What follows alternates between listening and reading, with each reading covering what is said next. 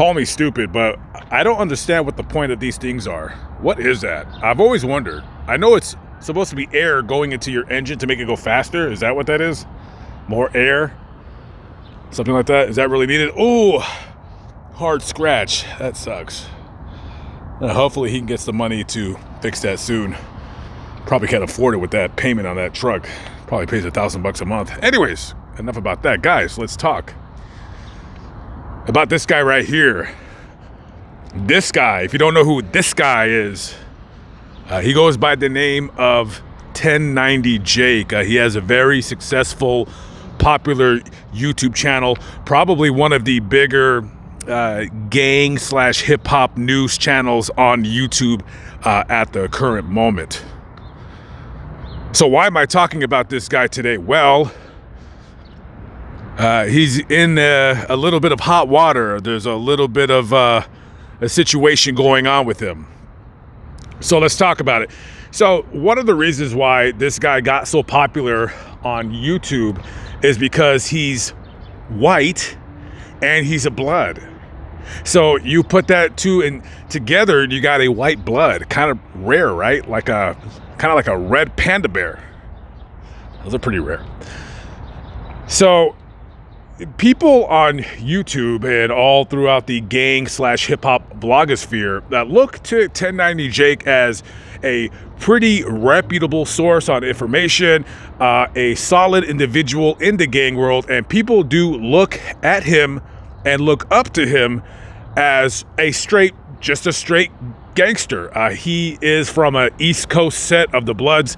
I really don't know what it's called. I think it's GKB. I don't know what it stands for. Kind of don't want to know. It's none of my business. Anyways, so this guy has a YouTube channel, and basically what he talks about is gang politics. He's known for exposing people and their paperwork, exposing them for being the frauds that they are, for snitching, for lying, for being a no good dirty rat, you see? All of that, right?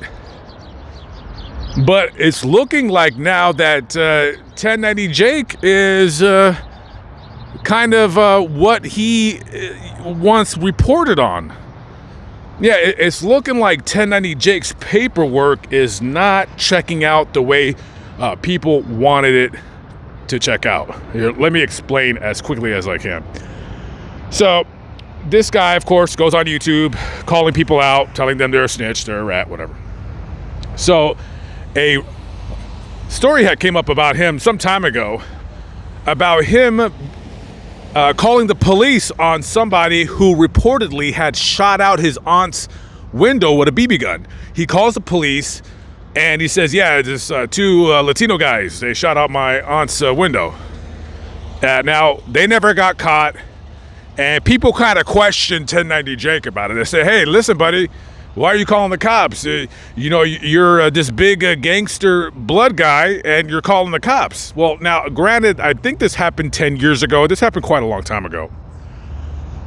So, he says, hey, listen, I broke into my aunt's house. Maybe he needed drugs or whatever. And he lied about the two kids shooting the BB gun through the window, breaking it, as a ruse to cover up his own dirty tracks of him breaking into his family member's house.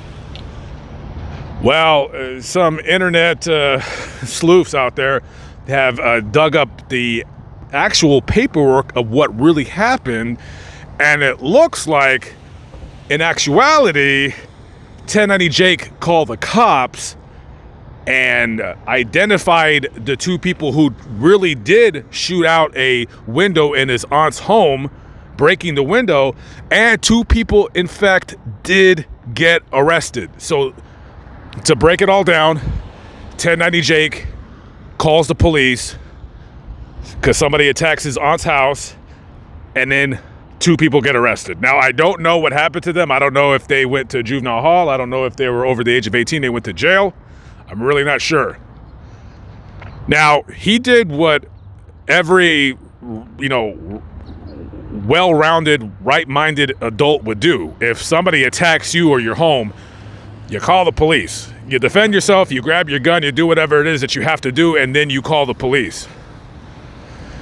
The only problem is, in the gang world, gang culture, if you profess yourself to be a gangster, well, guys, gangsters don't call the police. That's just not very gangsterish, right? You can't just call the police. A gangster has to handle it the way a gangster does. And, you know, whether that be to kick some ash or to, you know, to pull out your strap and lay some busters down. Like Warren G and Nate Dogg used to back in the day. Rest in peace. Nate Dogg will be doing a video at his grave when I get back to California later on this year. And people out in the vlogosphere, they don't like that 1090 Jake. They don't like that he has became a stool pigeon, a no good dirty rat, you see. And 1090 Jake has been quiet on his channel. He hasn't addressed it. Now, normally in his videos, he is calling out people for being rats. Is his next video going to be about himself? I don't know. I guess we'll have to wait and see. You know, you can't be a pimp and a prostitute too. You know what I mean? You got to pick one side. You got to pick one lane. You know? Yeah, you can't have both feet, one foot in the gangster world, the other in a civilian world. It doesn't matter how long ago it was, people will say, you can't just go around calling the police. Now, let me give my 2 cents in. I personally think this is a nothing burger. I do not think that this is a big deal at all. I do not care if you call the cops. As far as I'm concerned, he did the right thing. Listen, I don't know if he was already in trouble with the law, if he was on probation or parole. But if somebody broke the window of your aunt's home, regardless of if you're a gangster or not, wouldn't it be the proper thing to call the police? But then, like I said before, if you're a gangster, you can't just call the police. You got to do gangster-ish. You know, you gotta lay it down. But me personally, I see it as this. I don't, and this is no slight on 1090 Jake. I really, I don't have a beef with him, nothing like that. I don't know him. I've never spoken to him, nothing of that nature. Me personally, and again, I'm just using, you know, my best judgment, my guesstimation on him and his character. I personally don't consider him a gangster, and that's not a knock on him. I'm not trying to start beef. I'm not trying to start a fight with him or whatever. I just don't consider him a gangster. Not because of this, it's just because I just don't consider him a gangster. I've watched a few interviews by him, and here's the thing. You can't really call yourself a gangster and also be a news reporter and putting people on blast, digging up people's paperwork, digging up people's police interrogation videos. That's not very gangster. Now, if you guys thought that 1090 Jake was a gangster while he's, you know, calling people out for being snitches and just like, you know, digging through people's paperwork, going to courthouses or calling them online, going online, paying for people's paperwork. Yeah, that's not gangster stuff. That's a news reporter.